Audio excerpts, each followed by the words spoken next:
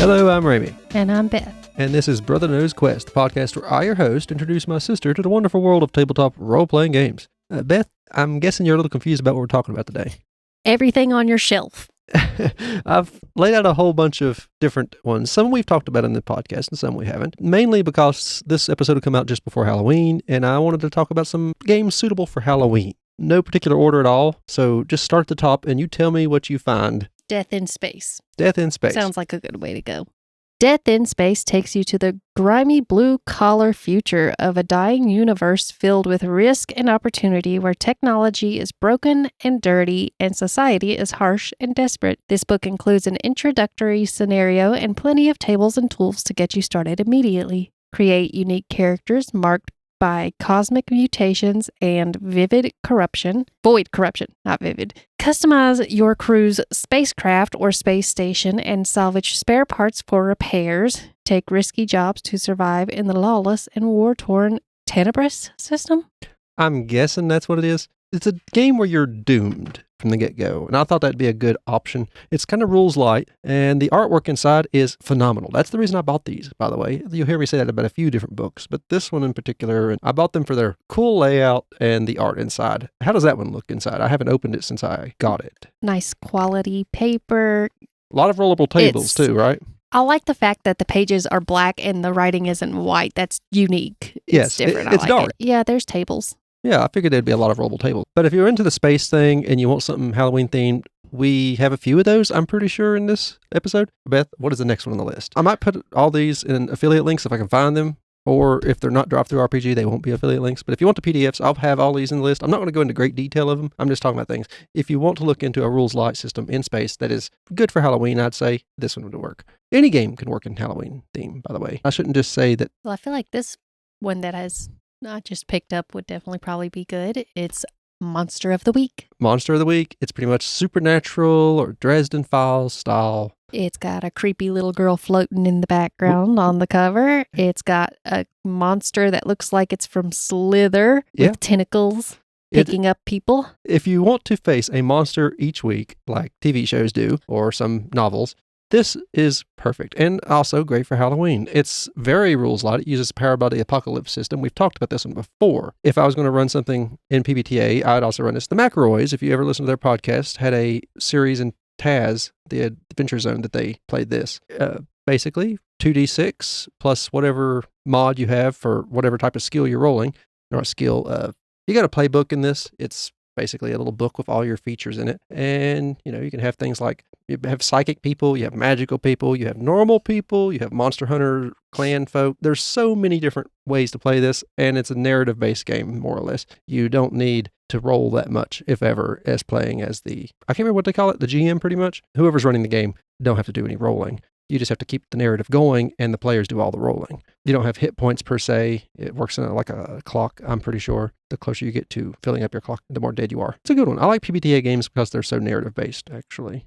It helps me run my games. What does it say on the back? Most people don't believe in monsters, but you know the truth. They're real, and it's your task to bring them down. This revised edition of Monster of the Week brings that adventure to life. Monster of the Week is a standalone action horror RPG for 3 to 5 people. Hunt high school beasties, la Buffy the Vampire Slayer, travel the country to bring down unnatural creatures like the Winchester brothers of Supernatural, or head up the government investigation like Mulder and Scully. The book contains everything you need to tackle Bigfoot, collar a Chupacabra. Chupacabra, Beth. We talked about it. Yeah. No, I just don't want to collar a rabid coyote. Oh. And drive away demons. In this revised edition, you'll find character creation rules to bring your hunter to life and create a cohesive hunting team. 8 simple moves to investigate and deal with monsters, an easy-to-use system based on the popular Apocalypse World RPG, thorough mystery creation tools, and 2 ready-to-play mysteries, new material including an introductory mystery, example monsters like Balkan vampires, ghouls, and spore trolls, and hunter types like the Crooked and the Spellslinger. Yes. There's a lot. The McElroys, they had one who was a spell slinger. They had a character he ran a little shop that sold Bigfoot memorabilia and all kinds of cryptid stuff. And he would go out and pretend to be a Bigfoot to get more people coming into the area. And then they had... I've never heard Bigfoot attacking people. No. I've never heard anything like that. And then they had one who was like the Chosen. Justin McElroy played the Chosen, who was a... you're the person who is born through destiny and your destiny is to save the world, pretty much. It's a good series. If you ever want to look more into the podcast or into their podcast, they would have a whole lot of episodes about this if you're interested. I loved that particular series they had. I guess you give a season. What's the next one? We're going to get through these quick. Well, this one looks interesting. They Came from Beyond the Grave. Very good artwork on the cover. Yes. I'll let you read the back on this because I haven't read the whole book. I bought it and we haven't yet talked about it. I had it planned before Halloween, but we took a little break and I didn't get a chance. So right now is your chance to tell us about that, and the back does that really well. Okay. Well, first, the cover is a big skull in the sky with dark, cloudy sky, and this obviously haunted house, very big house, with a graveyard in the front and a zombie hand in front of that. Coming out of the ground. It covers a vast, some spooky cheeks. like a vast quantity of genre there. I urge you now, do not open this book. Do not read its contents. Walk away, live your simple life, and keep these creatures of darkness in the shadows where they belong. Opening the eyes to this horrible world where demons possess dolls, the undead stalk the night, the devil walks among us, and mummies march from their tombs, is an act of incredible bravery or perhaps complete foolishness. Turn away now before it's too late. No? Well, in that case, welcome to a little game called They Come From Beyond the Grave. They Came From Beyond the Grave is a dramatic,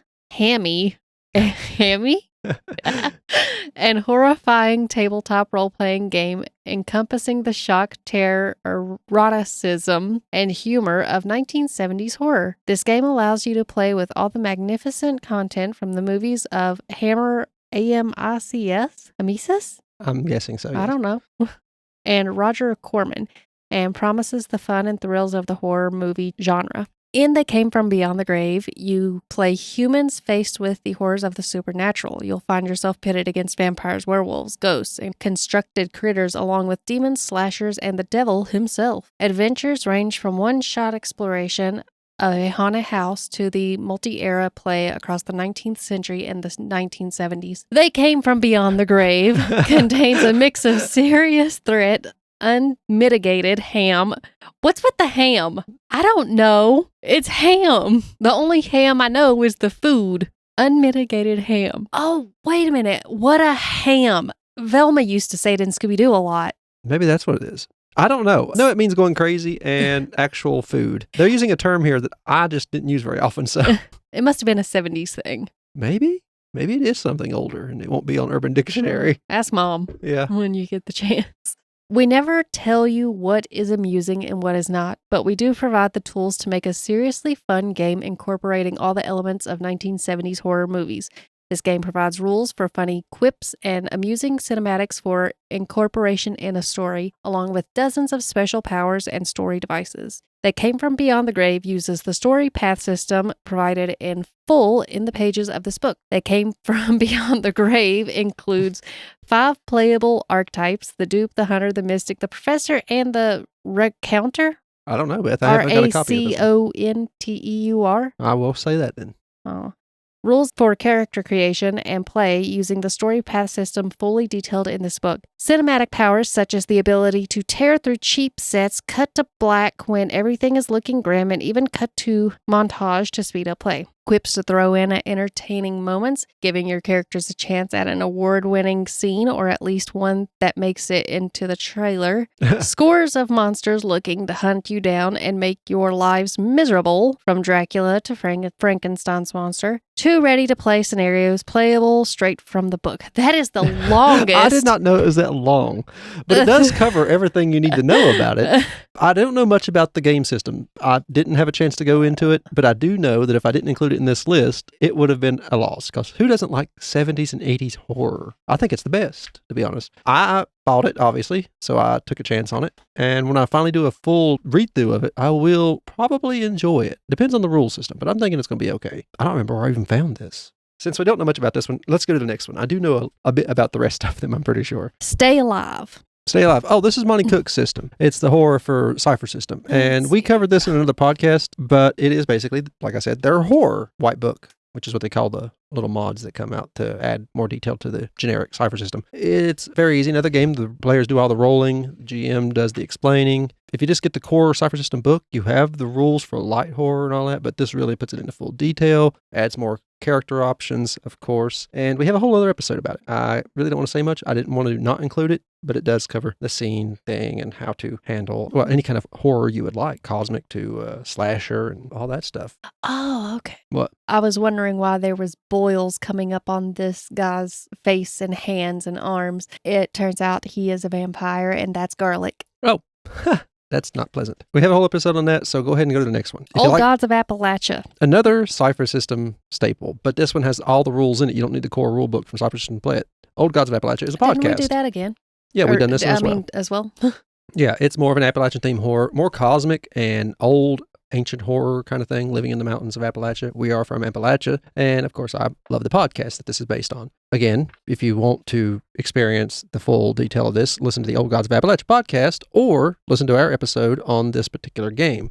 I love everything about this book. They've done the rules well. Well, read a little bit on the back, just a little bit. I don't know how big it is. In the mountains of central Appalachia, blood runs as deep as these hollers and just as dark. Since before our kind wandered into these hills, hearts of unknowable hunger and madness have slumbered beneath them. These are the oldest mountains in the world. How dare we think we can break the skin of a god and dig out its heart without also calling blood and darkness? Ravenous creatures of the inner dark, sinister plots of the hollow men, unearthed beasts that have long dreamt in the dark, and angry forces of the green. Strive to protect what matters from these terrors and more, while you seek to know the unknowable and spin a collective tale of hardship, horror, hope, and heart, where every choice requires a sacrifice, and your word is, or should be, your bond. You can play as old granny women, which is a phrase that only, I guess, people around here or people who listen to podcasts will know. You can play... There's a puppy. Yeah, you can play... There's a hound dog. That was a character in podcast. It's more, like I said, it's more of a cosmic thing. Kudzu Man. That actually, I could see plenty of those around, like heading to Norton. Yeah, there's a bunch of kudzu around here. Something fell out. Oh, it's probably the map. Oh, it is based on an alternative form of Appalachia, so things are similar but not the same. Sam. Sam the dog. He's a good boy. Oh. Mm-hmm. We had a dog named Sam. We did. He left a scar on you. Yeah, I still got it. She jumped on him when he was asleep, and she was just a child, and he nipped at her. I had it coming. You did. I had it We coming. didn't blame Sam. This is probably going to be one of the ones I recommend alongside Monster of the Week. This is a great option. Chapter 15, Virginia. Yeah, they cover each state. And of course, the towns are different names. If you just look at the map inside, you kind of get an idea of what these towns are. There's different states in Appalachia, obviously. And the one I go to the most is Virginia, of course, because that's where I'm from. Think of Cthulhu, but Appalachian and even darker somewhat. The Appalachian Mountains hold great deep secrets in this game. What is the next one in the list, Bethy? What do you mean the last one? You've got like 5 more. Deadlands, the Weird West. If you like Westerns and No. Okay, well, I don't much care for Westerns, but I do like the horror. But this is a Western box. So, yeah, there's no reason to open that. The back might tell you as much as the book would. That's a lot. Yeah, Deadlands, you need Savage Worlds Adventure Edition to play Deadlands, the newer edition. So you need 2 books here. I bought the big box set, so I have a bunch of stuff. But Deadlands is a Western horror. Coal made of souls is used for power. It's got a little steampunk built into it. Lots of the West has never been conquered. There's wendigos, there's zombies, and most people don't realize these terrible things are happening. They know the coal is weird, but they don't realize it's also causing monsters to pretty much rise up around them on occasion. If you like Westerns and horror, this is it. Savage Worlds is also a generic tabletop game, so if you just want to get the Savage World book and... I would suggest that there seems to be quite a few of those. Yeah, this one that I just picked up in particular, once you're done talking about the Western one, looks interesting. Okay, next in line, Beth. This is the Western one. We just saw Deadlands. Now, what is the next one? Holler, an Appalachian apocalypse. If you don't want to bother with the Old Gods of Appalachia podcast way of doing things, you could play Holler, which is another Savage Worlds Appalachian-style horror game. A lot of weird stuff going on in Appalachia. There's even fairies in this. The big boys, which are the companies that pretty much run Appalachia, the coal mines and all that, the trains, they are... polluted streams. Yeah, they have done some wacky stuff, caused parts of Appalachia to pop out into another reality, and now they are trying to act like they're still in charge while they still don't know how to get out, while the areas surrounding them mist. and you just kind of living your lives in there, dealing with the occasional monster. Another one you can play is old granny ladies and common like miners or just the average Joe. A little bit of magic in you, depending on what character you want to play as. Still, you use the Savage World system to play it. What does it say on the back? In the mines, mills, and mountains of Appalachia, evil stirs. Ghosts, monsters, and fae stalk the wilderness, while industry and pollution choke the land in an all-pervasive gloom. Polluted streams and tainted landscapes are ravaged by the mysterious blight, and ordinary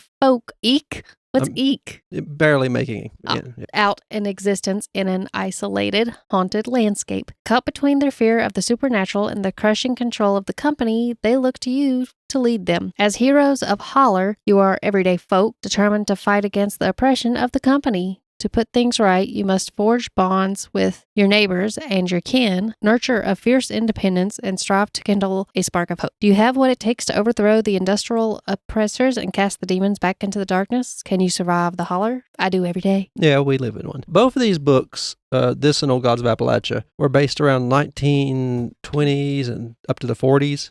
It can go back earlier, can be a little bit newer or more recent, but most of the stuff I've heard is based on 1910s to the 1940s at the most. It's another good one if you really don't want to get into one that's based on a podcast like Old Gods of Appalachia from earlier. Not bad. And another one you can buy a big box set for. I'm pretty sure you do need the Savage Worlds core book to play this one as well. Not sure. If you go to look for it, read closely in the description. It'll explain it. Some of these, very rarely, you won't need the actual book. Like Old Gods of Appalachia, you don't need the Cypher System core book. Okay, what's next, Beth? Vast Grim. Each miserable day that passes, the universe inches. I don't know, the font was kind of funny, so it kind of looked like witches, but spelt badly. Okay. Each miserable day that passes, the universe inches closer to its inevitable demise. Vast Grim is a rules-light RPG where everyone must band together in order to keep humanity alive. Yeah, I think it's another one similar to the Mork Borg style. Oh, but what? The font is... Yeah, it's all over the place like Mork Borg. Okay. Yeah, I don't think we have Mork Borg in this list because I want to talk about it later. Because I should have had Mork Borg, but I didn't. I'll go over the Mork Borg game like next week. It's beautiful, and I think you'll enjoy flipping through it. I think Vast Grim also has like these worms that are out to get you. They're pretty much slowly devouring space or souls or something. The art inside is amazing. If some people have difficulty reading it though, because the fonts and everything are artistically placed on the page. I definitely was having trouble with that. Yeah, but if you like space and horror, this would be the one to grab, as well as maybe one of the other ones here in the list if you like a different system altogether. But if you are familiar with Mork Borg, and if you're not, wait till next week and there'll be another episode, and there will be. This would be a good option. I'll have a whole episode about it here in a little bit, but I'll have it as on my list of top Halloween-style games if you like sci-fi. To the next. D&D Van Richten. Van Richten's Guide to Ravenloft. Uh-huh. Yeah, if you want to play D&D or even Tales of the Valiant, this is a great option add-on. It will tell you all about the darker sides of the realms of D&D, the Shadow Dark, and different parts of that. If you like the Curse of Strahd, big castles, dark hallways, vampires and ghosts, liches. If you want a Halloween-themed D&D game, this is the one to grab. Van Richten's Guide covers everything from Frankenstein-style monsters, haunted, creepy-looking pyramids, a carnival that is pretty much a nasty place to be most of the time, and a place swarmed by zombies. There's even character options here, which you could transfer over to Tales of the Valiant if you don't want to play D&D. But I think the new edition of D&D is doing pretty good, even though I don't like their business model. So by all means, play that if you're interested. I got this. I had to grab it off my shelf of shame. That one, I bet you would be interested in. I never thought about that because you are familiar with D&D. What's the next book on the list? Alien. Didn't we do this one too? I might have talked about Alien. Well, read the back. They do an episodic thing. You could do a movie. You could do it like a movie, or you could do it as a longer campaign. They have different styles of play in here. I can't lie to you about your chances, but you have my sympathies. Space is vast, dark, and not your friend. Gamma rays and neutrino bursts erupt from dying stars to cook you alive. Black holes tear you apart, and the void itself boils your blood and seizes your brain. Try to scream and no one can hear you. Hold your breath and you rupture your lungs. Space isn't as empty as you think. Either its frontiers are ever expanding. Rival governments wage a cold war of aggression while greedy corporations vie for valuable resources. Colonists reach for the stars and gamble with their lives. Each new world tamed is either feast or famine, and there are things lurking in the shadows of every asteroid, things strange and different and deadly. If you like the Alien franchise, especially the older movies, this is great. It covers all that. It has horror mechanics built in, so you would be terrified if something was crawling through the air ducts trying to grab you in a ship. If you stepped outside, you would die. So you either get a parasite or you get frozen to death in the void of space. It's not much of an option. This would stress me out. I don't know what it is about the Alien franchise. I think it's the whole parasite thing that does it. I didn't much care for them. I don't much like them either, but if anything scary about it would be the parasite. We might have covered this in a previous episode. I'm not sure. I feel like I've seen the book. We might have covered this. I'm pretty sure we've covered this in the previous episode. So go back and listen to that. This, again, is another one I felt compelled to just add to the list of horror-style games that would be good for a Halloween campaign, depending on your style.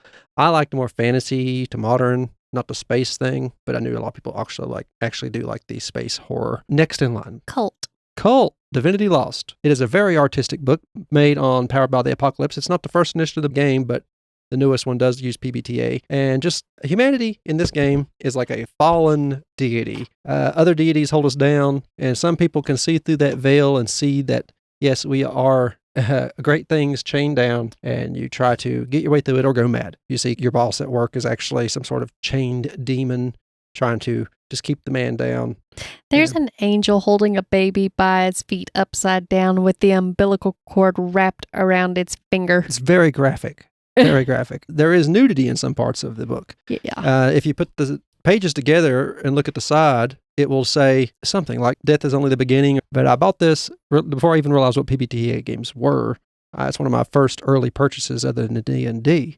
I never got to play it because I don't think the group I play with usually would like psychological horror as well as the actual horror of knowing that these great creatures, angels and things, are actually just not here to help us. Them and all the other things are out to get you.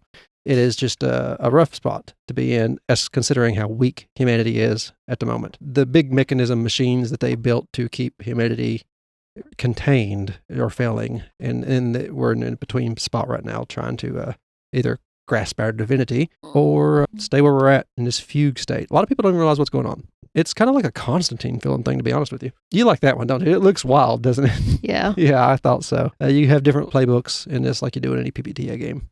Maybe it does say death is only the beginning. I can't remember what it says once you put the pages all together and look at the side. What are you talking about? Get it here. Let me show There's you. no words here. Oh. Yeah. I would have never noticed that. Yeah, I think a reviewer told me about it. Put the pages together, it says death is only the beginning on the side. It's beautiful artwork in the book. Don't play it with children. I don't know who's playing horror games with their children, but this one is not one to do it with. I don't even know if they would grasp what's going on, to be honest. I barely could. But PBTA is easy to learn. Another one that's got the kind of wild font in it some places. But other than that, it's easy to read, especially compared to Borg or Vast Grim. Is that the last one or is there more? That was the last one. Okay. Well.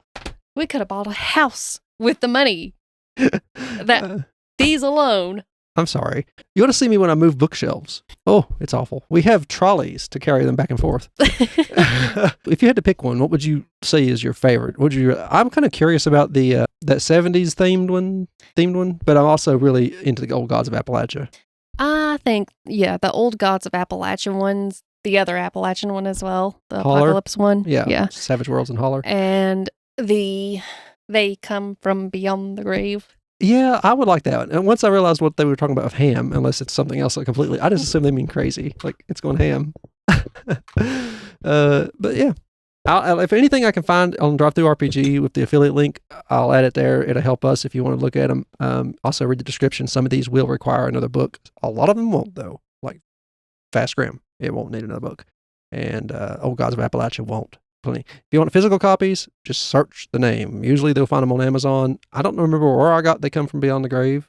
It had to be Amazon. It probably showed up as something I would just enjoy because normally I don't buy ones like that. But I'll put links in there if you're interested. If not, that's cool. If you want physicals, Google it. You'll find them. I personally would just go for the PBTA games, any one of them I mentioned, or the Cypher Systems, Old Gods of Appalachia. And if you had something other than Appalachia in mind, go for the Stay Alive, another Cypher System. But you will need the Cypher System core rulebook if you just get the Stay Alive version. I do enjoy the Cypher system quite a lot. If you like what you heard here, we're part of the Gruesome Gaming Group podcast network. We have 2 other podcasts. One of them is Horrific History and Hauntings. It's where Beth here tells me about everything in the title. Horrific history, haunting, sometimes some true crime, ghost stories, all kinds of stuff in there. If it's bad or spooky, we try to cover it. Also some cryptids. We like cryptids. We have Leveling Duo. It's a podcast Ramie and Beth, or me and Dakota, my friend, talk about video games, if you like that. We're having an episode come out probably this week where we'll be talking about spooky ghost Pokemon, because there's some wacky ones out there and some terrifying ones too. We should have a Sims one coming out with Beth eventually as well. Other than that, there will be a link in the description for a link tree. It will take you to all of our socials, including the first link in the link tree will be our website to Gruesome Gaming Group. It'll have all of our podcasts there, or you could just Google Leveling Duo, Horrific History, Hauntings, or whichever one you want, and find our episodes, or use your podcast app of choice. The link below all that will be whatever affiliate links I can find for these, or not affiliate links. If I can't find any of them, I'll just add another link if I can find one, but they won't be physical copies. I prefer PDFs. That'll be what you see. Thank you for listening. I've been Ramie. And I'm Beth. And this has been Brother Knows Quest. Bye-bye.